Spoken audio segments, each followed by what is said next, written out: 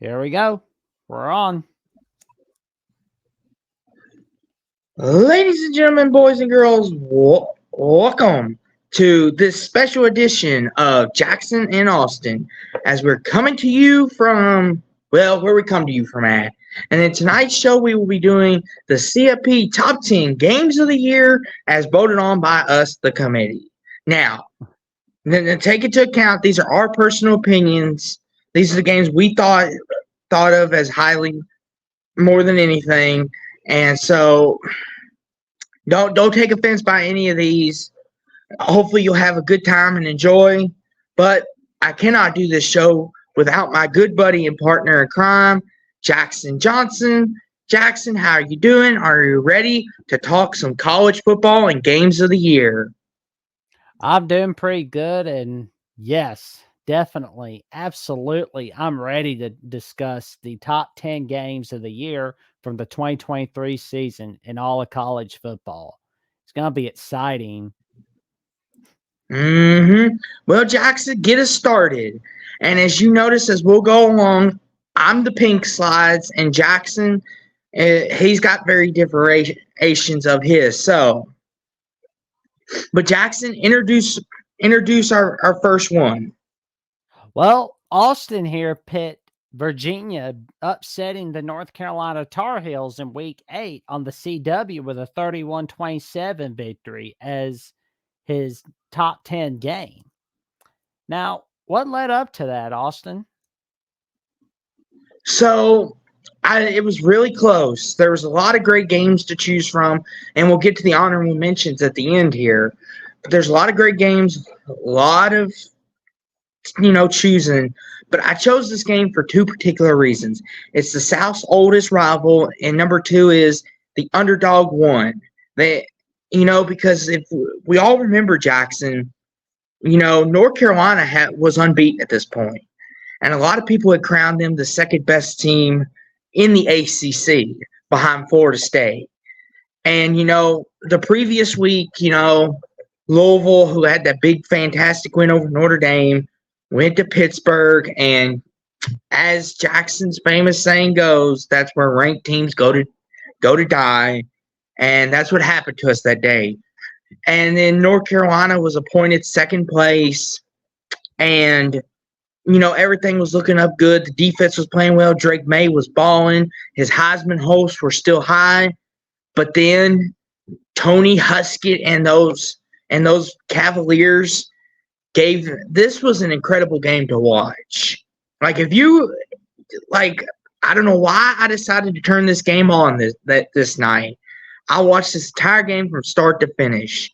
It was one of the most fantastic games I've ever watched.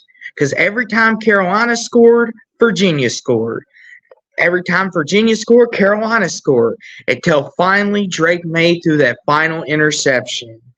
This was a fantastic football game. I suggest y'all go check it out. If you're looking for an ACC game that's under the radar, this is one of them. But that's at my number 10. There's a lot of great games, but this came in at number 10 for me.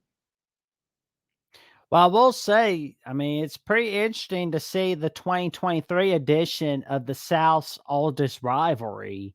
I will say, though, next year, North Carolina is going to be gunning for blood against Virginia. They are not going to be looking past them again. But I will say, do North Carolina solid and don't put this game on the CW. Ah, yes. How could I forget?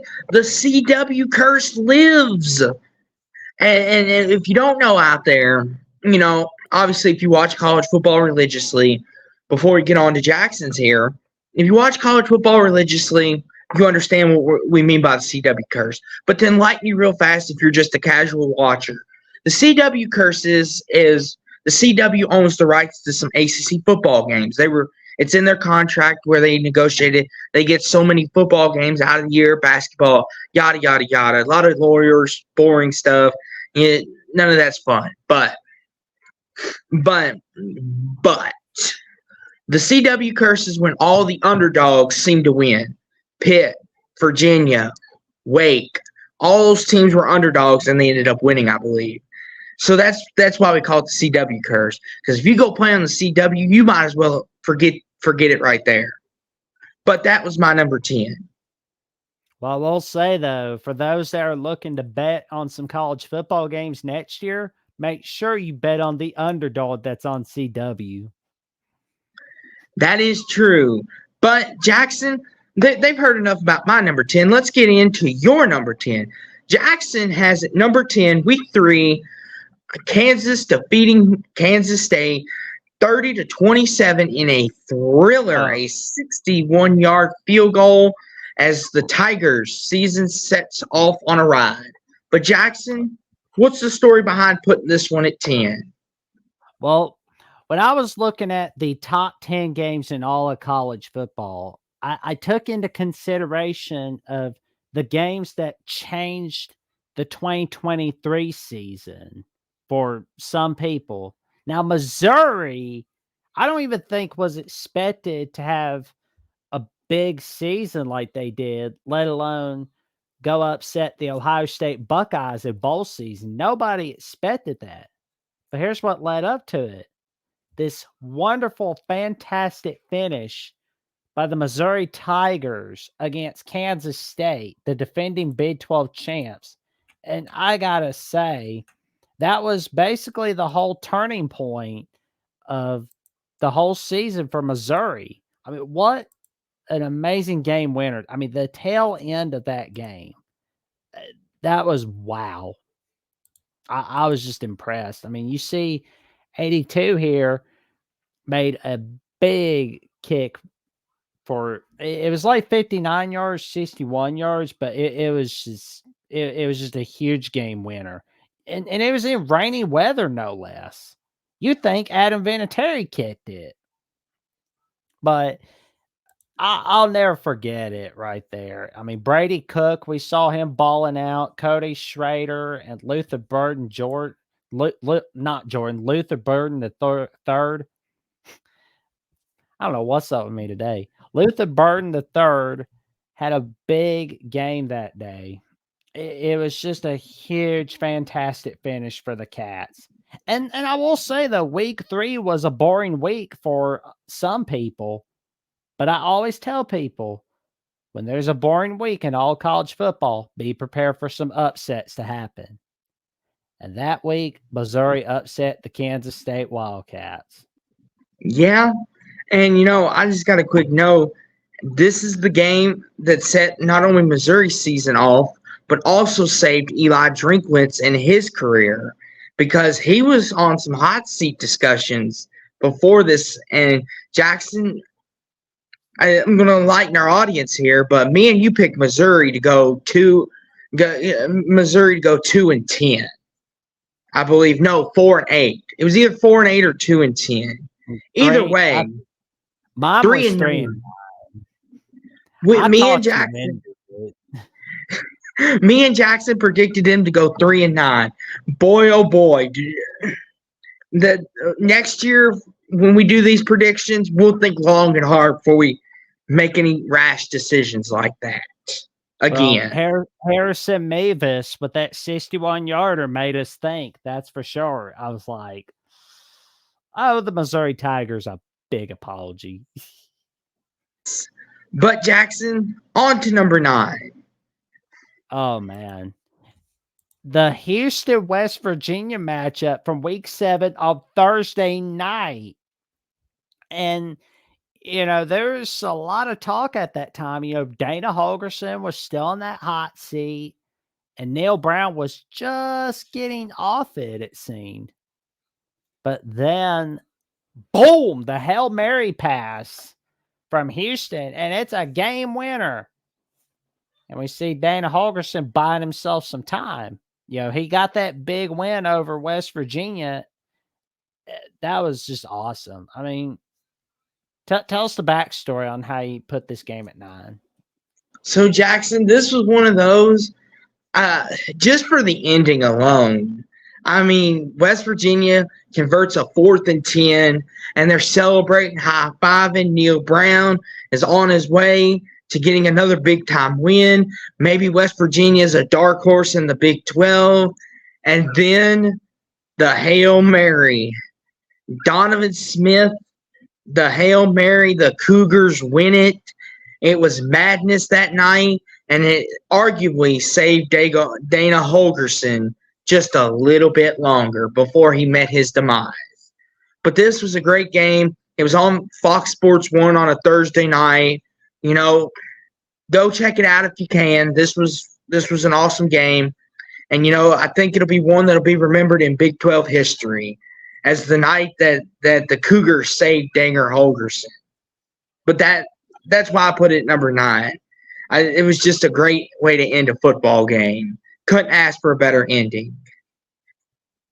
Yeah, I mean, Smith threw that game winner right there. It was just huge for the Cougars. I mean, eh, I really have no words for it because it's just holy cow. That was awesome. Although not awesome for our West Virginia friends. I'm sorry to Yeah, say. yeah. To all of our West Virginia fans, I know you were probably hoping that this would not make the list. I'm sorry, but it just had to. It just had to. I'm sorry, but maybe Jackson could cheer you up with his number 9. Jackson, Oh introduce. yeah. Let me introduce number 9 to them. Jackson has at number 9 from rivalry week Ohio State and Michigan, the game. Arguably one of the greatest rivalries in all of college sports, maybe in all of sports, as Michigan takes down Ohio State 30-24 without Jim Harbaugh on the way to the national championship run. Jackson, what's the story behind putting this one at number 9? And I'm sure a lot of Michigan, Ohio State fans, why so low? Well, I will be honest that there were some other games that got me really impressed more than Michigan, Ohio State. Unfortunately, I mean, as you'll see in this list, but this was a great game, another great edition of the game. And, JJ McCarthy had some great plays, and you know, we saw some big plays from Blake Corum. And it was just a great game. It was just a loss for words, but it was just great for all of college football. They said, can Sharon Moore lead the Wolverines to another victory against Ohio State? And this was played for all the marbles, the East Division, let's be honest, the Big Ten as well, and a playoff spot. Because this was basically a playoff quarterfinal. Great Sorry matchup. to all, sorry to all of our resident Iowa fans, but let's be truthful. No matter who came out and won this game, they were coming to Indy to beat you down. I'm sorry, but Yeah. I just hope that next season, maybe the Buckeyes end the losing streak, or maybe the Wolverines keep that winning streak going. Either way, it's going to be a wild one. But this year's edition was basically a turning point right there for everybody. I mean, especially those last 3 games of Michigan's regular season when they didn't have Harbaugh. They wondered, could Sharon Moore do it? Well, he did. And now he's your new head coach at Michigan. Now that Harbaugh has told Michigan, look, there's no Super Bowl, there's no Lombardi in college football. So I'm going to hand the keys to the Porsche to Moore. Sharon, she's all yours. well, Jackson, off that fairy tale ending, number 8 on our list. Introduce it, shall you? Shall you? The Magnolia Bowl from 2023 between the Ole Miss Rebels and the LSU Tigers, where we basically had the turning point for second place of the West Division. Yeah. And Jackson, as you can see, another shootout. I mean, I'll be quite frankly with you, Jackson. This was Jackson Dart versus Jaden Daniels.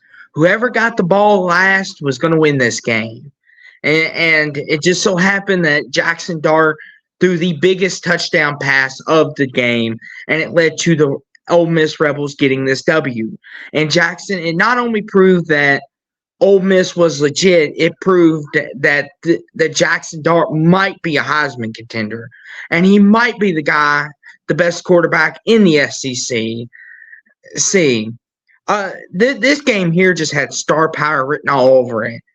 The defenses, weren't playing, but this was fantastic. It showed how talented both teams are on the offensive side of the ball.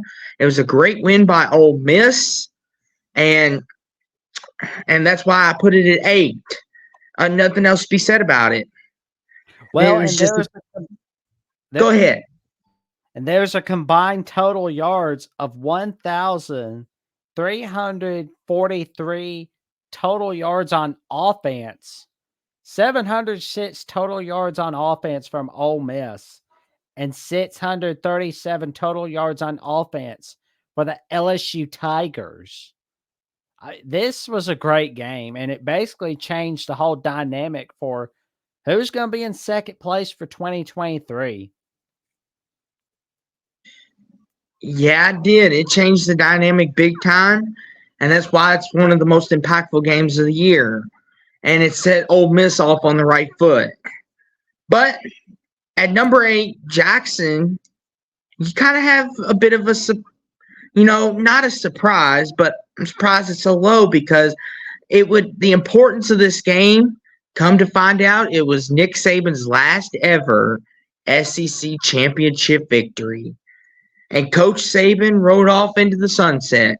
Well, almost, but the king of the SEC rode off into the sunset, thus boasting Alabama into the CFP. Sorry, Florida State fans, I know you don't want to hear it, but Jackson, I think I just explained your significance, but go ahead. Well, I will say, Jalen Milroe had a pretty big game that day as he had 192 passing yards, 2 touchdowns. And we saw Roydell Williams having a great game as well. And Alabama got revenge against the Georgia Bulldogs because the last time they played them prior to this game was the 2022 national title from 2021, where the Bulldogs beat them. And if there's one thing Saban has been really good at throughout his coaching career, it was revenge games. And this game proved it. This was basically a playoff game, a playoff quarterfinal, because whoever won this game was getting in. Yeah, but the only sad part about this game, Jackson, that people might frown on it is because we had to hear Greg Sankey on College Game Day lobbying for both teams to get in. That's the only part that might drag this down. But other than that, it was a great game. Oh, for sure. This was a great game. And this is likely the last SEC game ever to be on CBS. Unless we see some SEC Big Ten games on CBS in 2024. Hint, hint, Alabama, Wisconsin. Yeah, we're looking at you, CBS. Make it happen. Make it happen. Don't let them. Don't you let it get away. The opportunity's waiting. But for sure. And there's plenty more opportunities where that comes in. And maybe in the next TV negotiations, we'll be back to seeing SEC on CBS at some point in our lives, years from now. Who knows? But in the meantime, let's go to Austin's number 7, where he had the battle between Caleb Williams and Michael Penix in Week 10 of the Washington Huskies and the USC Trojans. Austin, explain away. So, Jackson, we all remember 2018, the Chiefs and Rams when they were in the Coliseum. It was called one of arguably the greatest games to ever be played on an NFL field. And this reminds me of that so much. Like when I watched this game, Jackson, I got so many flashbacks because Penix and Caleb Williams were trading blows until Dylan Johnson put the game on ice and said, "You know what? I'm tired of this." And he was running like a madman.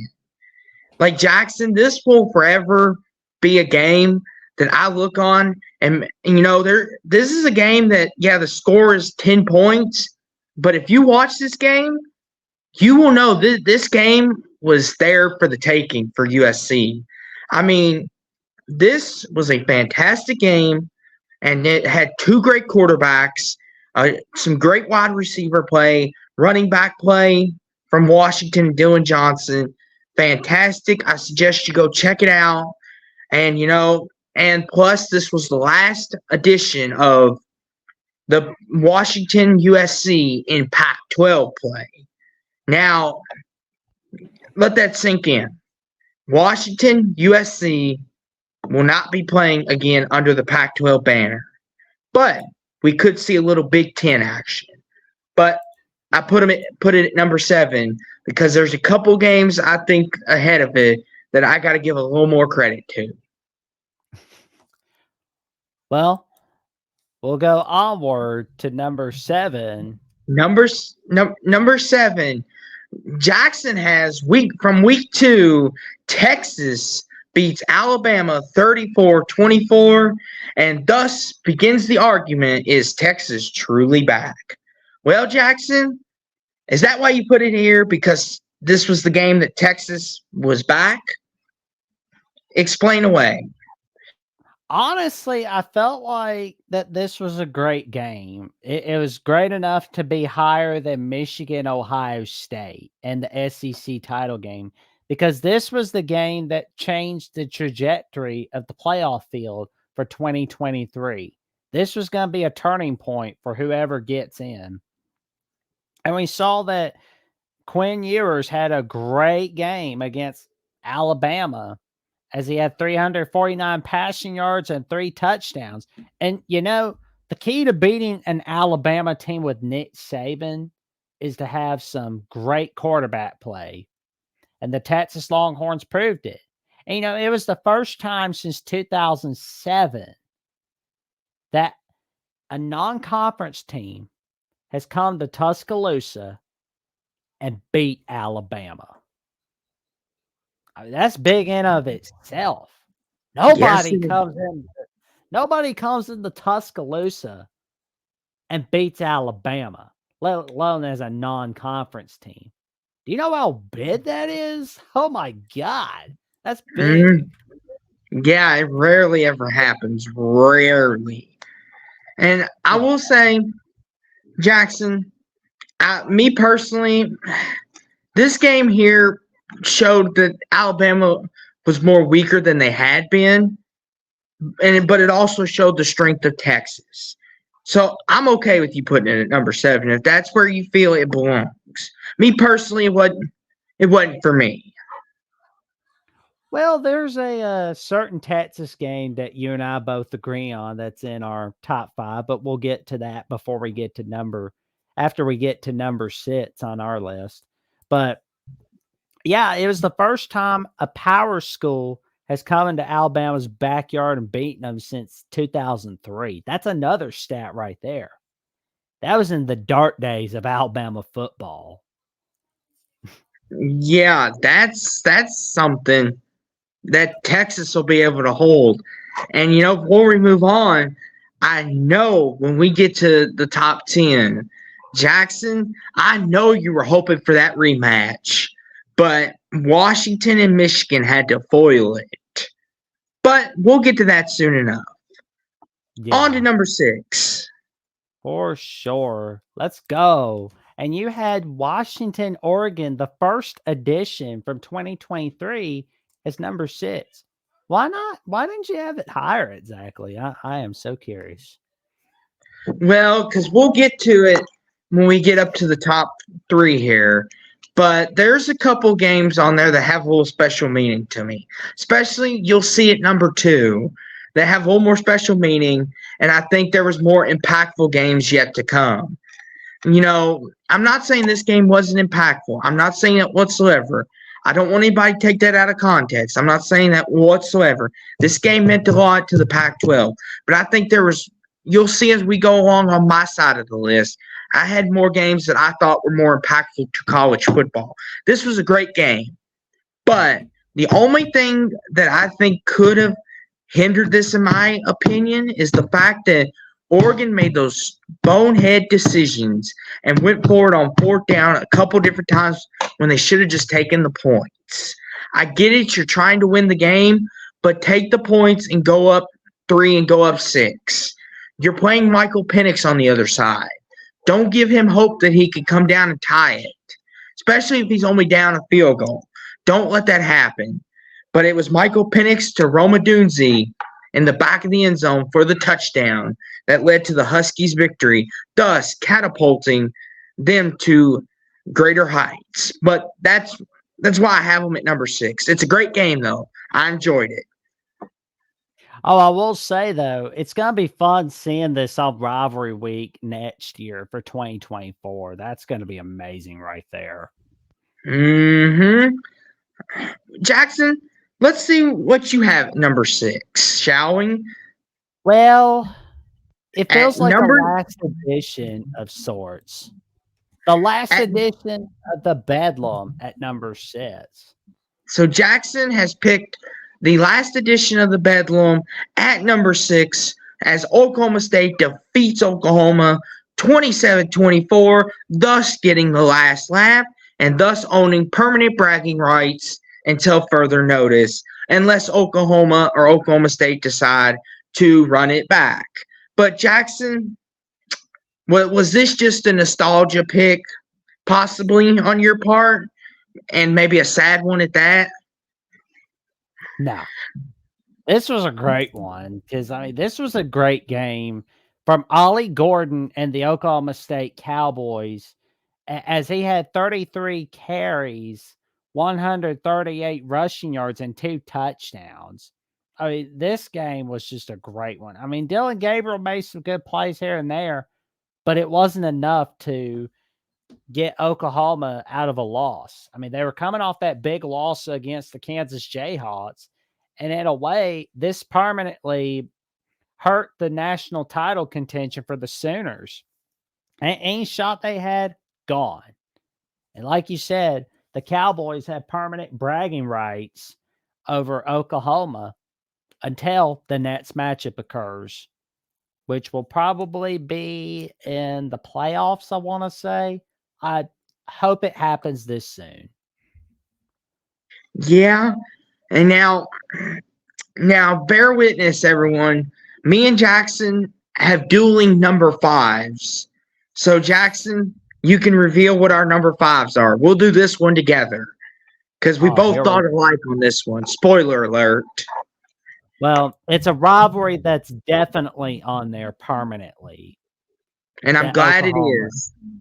Yeah, because I mean, but before we head to that, I am gonna miss the Bedlam. I mean, it'll likely be back in basketball, but I'm not sure it's gonna be back in college football until, like we said, playoff matchup. Onward, our number 5, the 2023 edition of the Red River rivalry between Texas and Oklahoma. Yeah, this is pretty simple.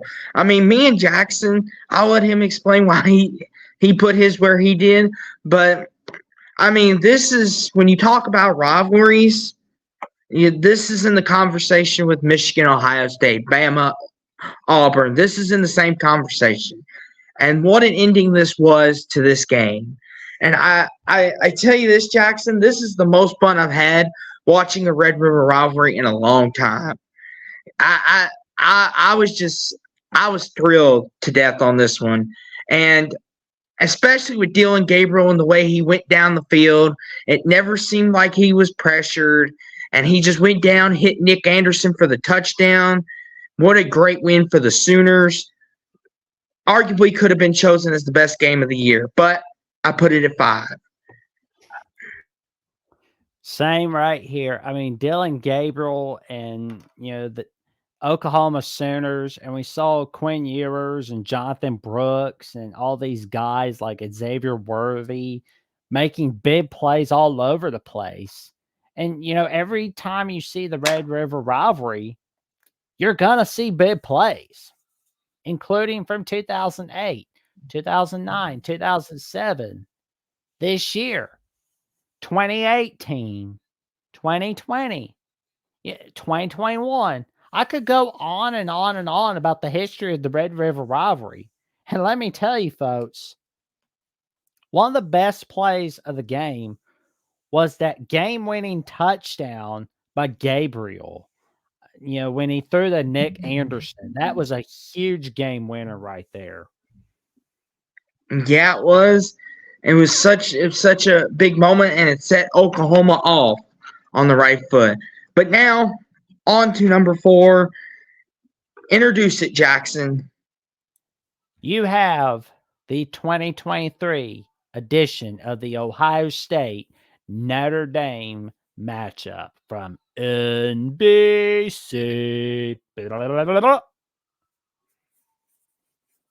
Take us away, buddy. Yeah, this was one of those games where, as those other two, I had high scoring games. This one, a lot of people said this was boring. Why was this put on NBC? This should have been put on other things because of it was just defense, defense. Like, don't get me wrong, I love offense, but this kind of game right here, I love these kind of games. These are fun to watch because it shows what kind of team you have. It builds character, it builds grit. Like it makes me as a fan want to see, like, is this team as good as they say they are? Are they as tough as they say they are? But Jackson, one thing that really showed to me that Kyle McCord and Ohio State were legit is that game-winning drive. 1 second left, the touchdown by Travion Henderson. The Buckeyes win on a walk-off. And then we hear Ryan Day talk about how tough the team is and how Lou Holtz shouldn't be questioning them anymore. And Ohio State's legit, and they're always tough. But this was a fantastic game, especially that game-winning drive. At 3rd and 19, Abuka, they took Harrison away completely, but it didn't matter. Kyle McCord said, okay, let me show you what I got, Notre Dame. Just fantastic. Like, that's why this is at number 4. Yeah, I mean, this was a great, fantastic finish right there. Although, this should be a reminder for Notre Dame, do not be wearing green on your big games. Don't do that. That cost you against Ohio State, and it cost you against USC in 2005. Don't do that, Fighting Irish. Yeah, don't do that, Notre Dame. Go all gold. Go all gold. That might help you better. Just don't wear green. And make sure the day before you have a big game, or like 2 days or the week of when you have a big game, make sure you smudge the entire team. That way you don't have any bad energy whatsoever. But Jackson, maybe your number 4 will bring good energy. Yeah. Number 4, the 2024-2023 All-State Sugar Bowl as Texas and Washington, the first of 2 semifinal games, with a second one that was televised, as Washington wins 37-31, and Michael Penix and the Huskies are championship bound. But would they complete it? Well, unfortunately for them, it ended there. But Jackson, give us the significance behind this. Well, it was a top-notch shootout between Michael Penix and Quinn Ewers. I mean, as Quinn Ewers had 318 passing yards and a touchdown for that game. And Penix had 430 passing yards and 2 touchdowns. And I'll tell you, Jalen McMillan made some big plays that changed the game for the greater good. I mean, it was just huge right there. Yeah, Jackson, I will say before we move on, the Texas almost came back. Washington played the mess around and almost gave it away. Oh, Like, they're very lucky Very, very lucky. But they got it done. Congrats, Washington. You're the All State Sugar Bowl champs. But just a reminder, don't do that again. You scared a lot of Husky fans. Exactly. I mean, Washington's defense was good enough to force a 4-and-out on Texas. And that was what saved the game for him. And I'm looking at the total yards on offense. Texas had 498 and Washington had 532 total yards on offense. And, when I add it up, it's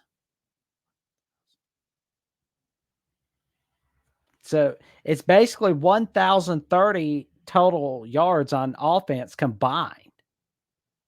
That's big. Yep. You're muted. But now, Jackson, we are in the top 3, the best of the best. Hold on. And proper drum roll, please. Please. Introduce my number 3. There we go. Speed marker. The Colorado Buffaloes circling the wagons against the TCU Horned Frogs on Big Noon Kickoff. Austin! Give us your thoughts on this game. Now, when I meant impactful, this is what I meant right here. The primetime era started off with a bang. The most influential head coach of all time getting a big time win against the national runner ups at the time, TCU Horned Frogs, 45-42, and Jackson thus began the primetime era. Because, Jackson, we all need a little primetime in our life. And, Jackson, this really began the Colorado hype train. We all remember College Game Day went there. Big Noon went back there.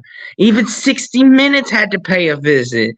Even The Rock. 60 Minutes paid to visit the Colorado State, but they did visit primetime, though. Even The Rock showed up on campus. I mean, Jackson, this game set the whole thing in motion. I might even argue this might be the most influential game in all of college sports this past year, maybe. But there was a certain crimson tide that changed the tide, if you catch what I'm saying. But we'll get to that. Oh yeah. But this is why it's at number 3. I could have put it at number 1, but I didn't. But Jackson, let me introduce number 3 for him. Here you go. Boom. Number 3 was the granddaddy of them all, the 2024 Rose Bowl, as Michigan defeats Alabama 27-20. So sorry, Jackson, on the loss, but at least it was in the granddaddy of them all. But go ahead, good buddy. What's your reasoning behind putting this here, and why is it because Alabama was other than Michigan winning? Well, I'll tell you why. Because a lot of people wondered, could Michigan win the big game in the postseason? We knew they could win the big one in the regular season against the Ohio State Buckeyes. Now the question was, could they win in the granddaddy of them all? Well, they did. I mean, J.J. McCarthy made some big plays, and we saw Blake Corum making some big plays.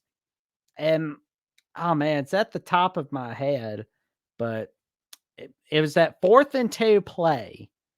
I mean, that's what I was thinking about, that 4th and 2 play. And it looked like the game was on the line. Michigan looks like they could be losing again. But JJ, back to pass, throws it to Blake Corum, first down. And then we see him making a big pass to Roman Wilson. That helped things as well. And then that game-tying touchdown to Roman Wilson. Then we go to overtime, and we see Blake Corum, as you see right there on this little picture, going for that top play, getting them in the red zone. Well, getting them for a touchdown. I mean, those Bama guys, they're trying to stop them, but they can't do it. They cannot stop them. Jackson, they were tired. They were exhausted. Like, I'm not trying to take anything away from it, but Bama looked like that. They legit looked like they were exhausted. Like the I'd be defense. exhausted. Go ahead. I'd be exhausted too if I had to go against J.J. McCarthy and Blake Corum and Roman Wilson and Donovan Edwards. They'll cheat me up like a chicken nugget. Well, here's the thing, Jackson.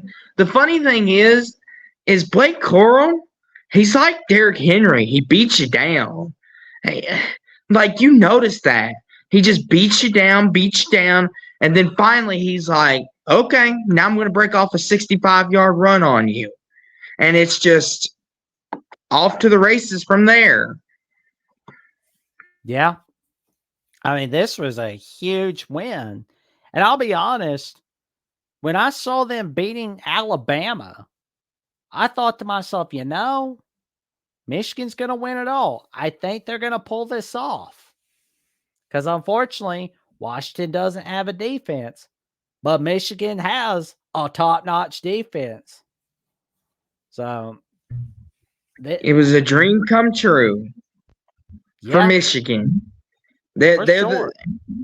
And spoiler alert, they won it all. They're the champs. So, but and another spoiler alert.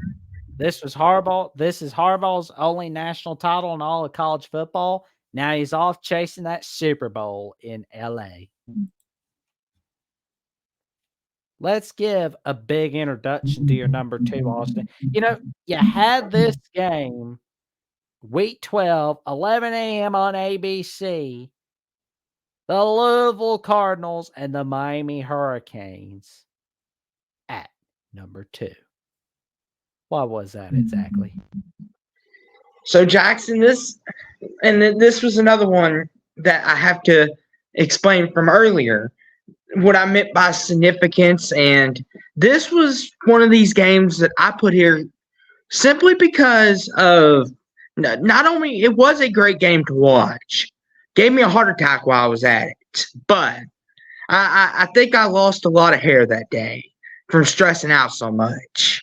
But this was such a great game to watch, and the fact that we had been in the ACC since 2014. And this was our first ever trip. We win this game, we clinch a trip to the ACC title game. And this is going to forever hold a special place in my heart. Like, whenever I talk to my grandkids and my kids about what makes Louisville football so special, I'm going to show them this game. I'm going to show them that this is what makes it special. Moments like this. Yeah, we didn't win it, but I can always take pride in we got there. And that's why it's at number 2 for me. It holds a special place in my heart. And plus, it was a great game. And they did give me a little bit of anxiety attack when they batted the ball into the defender's, into the receiver's hand. We don't need another one of those again. You could have done without that. But a win's a win, and we were off to the ACC title game. Well, I mean, that last play, that was a takeaway for me right there, especially that Hail Mary pass. When Miami was 5 yards short. I mean, that had to have been the reason why you were like, oh, I'm going to lose my hair. Ah! That and the fact that we kept trading leads with them. Like, it seemed like we couldn't put them away. But we got it done, and it's at my number 2. Now, let me give you a good introduction for your number 2, Jackson, because you were just ragging on me about where I just put this game. So we're going to let the people understand why you put this maybe a little higher than I did. Well, here in just a second. But it is the last ever edition of the Pac-12 championship game, and it was between the Oregon Ducks and the Washington Huskies, as the Huskies get a 34-31 win and claim the last ever Pac-12 title. And that means the Huskies will be forever known as the last ever Pac-12 champion, and they will have the claim to fame that they were the best Pac-12 team of all time. No more arguments about it. But Jackson, what was your reasoning about putting this at number 2 instead of number 1? Well, I mean, we'll go to the earlier matchup here in a little bit. Oops, I just gave a spoiler. Sorry about that. But anyway, the Pac-12 title game rematch. I mean, little did we, well, I don't know what everybody was thinking in the preseason about what was going to be going on. I mean, they figured Washington, Oregon would be having a dogfight, but they didn't think USC's defense would be this bad. But Washington, Oregon's thinking, we've been nice today. We're going to get some revenge. We're going to get some revenge in the Pac-12 title game. Close, but no cigar for the Donald Ducks. I mean, but there were big plays made by Bo Nix and big plays made by Michael Penix. I mean, holy cow. I mean, Dylan Johnson made some great plays as well. And this was basically for the playoff spot for 2023. And, you know, that's what made it so significant, was that the last ever Pac-12 title game was the winner is getting in the playoffs regardless. It was a great game. And we're going to see many more great additions of the Washington-Oregon rivalry for many, many, Yes. many years to come. Yes, that's the one thing we can look forward to.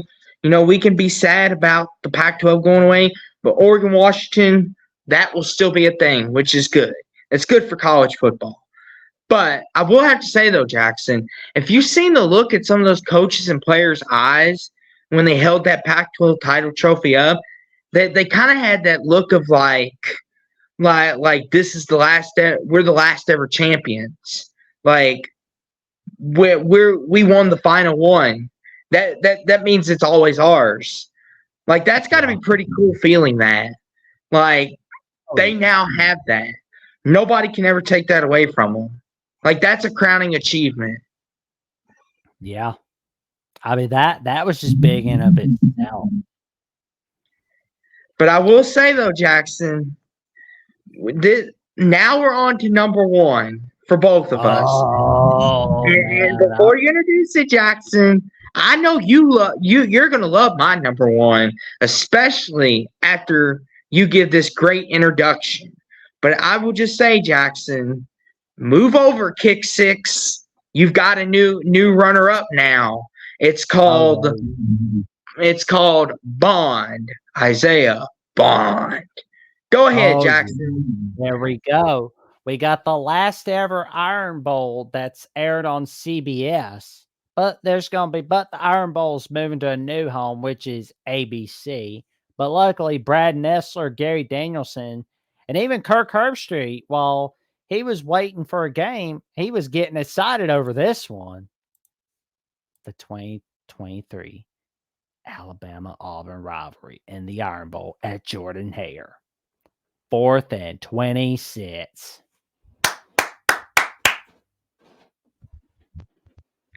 Fourth and 31, all the marbles. Oh, Bama. yeah, 4th and 31. Yeah, I'm getting too excited. And Alabama's playoff hopes rest on Jalen Milroe's arm, and he finds Isaiah Bond in the back of the end zone. Well, excuse me, the corner of the end zone. And thus cementing the history in the history books. The history books is written by the winners. And all it will say at the end of the day is it'll be Milroe to Bond.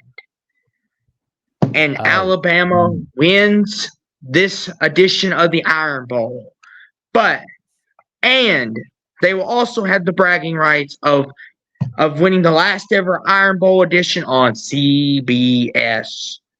But don't you fear, the new series will start on ABC starting next fall. No series finale here, folks. Just good old great fashion soap opera continue on. This rivalry should never go away. This is my opinion.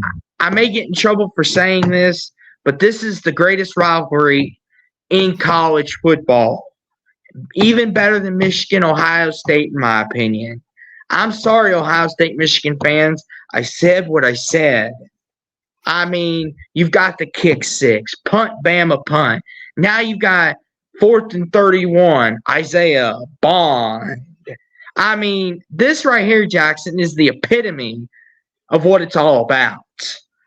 Although, on the other hand, I know we got to get to yours, but I will say, Auburn, what were you doing? Why was Isaiah Bond wide open? I get you're playing prevent defense, but how did you let him get open like that? Like, I'm not take it gonna away. lie. When I was watching the 4th and 31 play, I'm like, even though we're still in the SEC title game, our playoff hopes are done. But then Milroe throwing the Bond, I was like, holy cow, this happened. Oh my God. I mean, yeah, Jackson. I'm sure a lot of Alabama's fans, their hearts sunk when it got to 4th and 31. They were like, man, we're in the SEC title game, but we're just demoralized right about now because our playoff hopes are all but gone. But the hero, Jalen Milroe. Yep. And this is the undisputed number one best game of the year, in my opinion. But, Jackson, your number one game of the year is the first edition of Oregon and Washington. Spoiler alert, this was not the last time they would play. They would play for all the marbles again. But if you remember back on my slides, I had this at number 7. I didn't have this as high. Or number 6, excuse me. I didn't have this as high as Jackson. So, Jackson, why did you put this at number 1 over all things that took place this year? What drove you to put this at number 1? I mean, everyone was showing up for this game. I mean, this was a fantastic finish. I mean, especially that game-winning touchdown from Michael Penix to Roma Dunze. That was a great win right then and there. I mean, it was just some great plays from Bo Nitz to Michael Penix to Bucky Irving to Tez Johnson. I mean, that incomplete pass, on 4th down. I mean, you got to ask yourself, 4th and 3 at the Washington 47, would you punt or would you go for it? What's the time and score? That makes a big difference. It was 2 minutes left in the game. That was the thing. It's hard because what it ultimately did, it ultimately set up the game winner.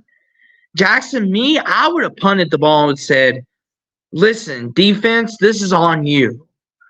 We've got defense. We need you to make one play, just one play. One play. All we need is one.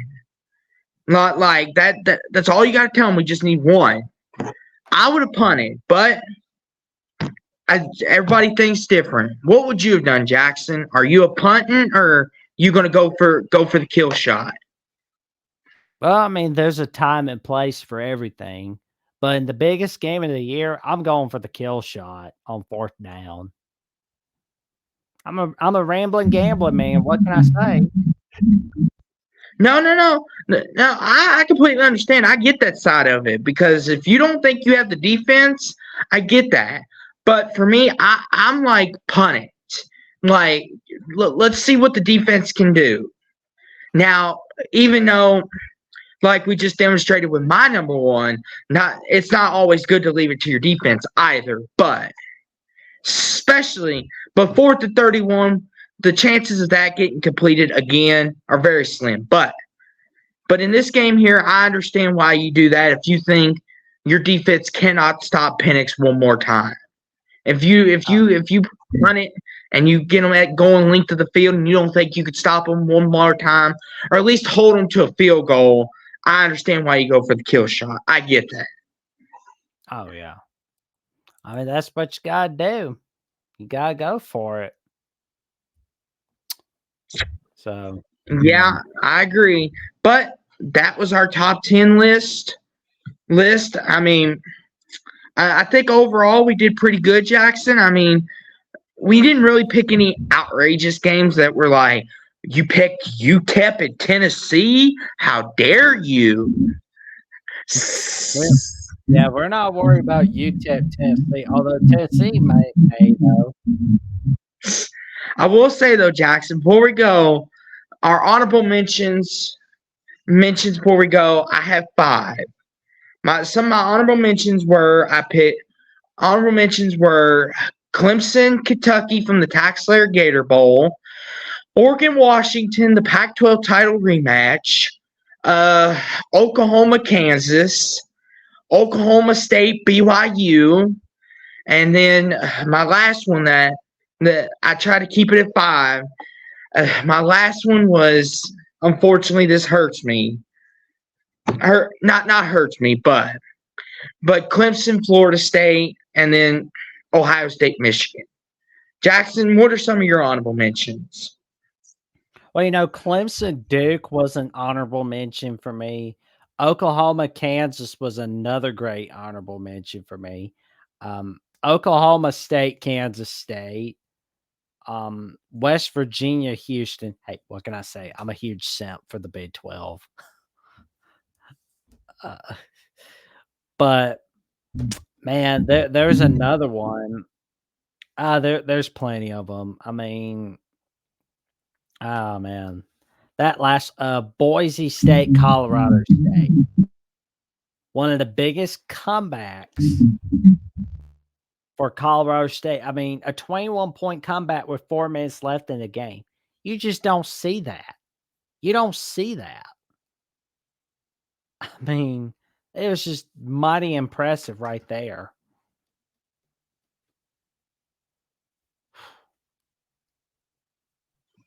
Yeah, I have no issues with your honorable mentions, Jackson. I mean, it's all about what you like and what you don't like. Some people like more games from the Big 12. Some may like more SEC games than others.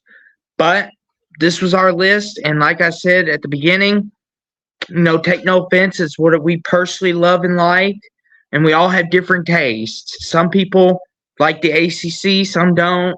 It all depends on what you like. But Jackson, do the outro the only way we know how, good buddy. Well, you can check out my good buddy Austin right here on YouTube at Sports Talk with Austin 2002.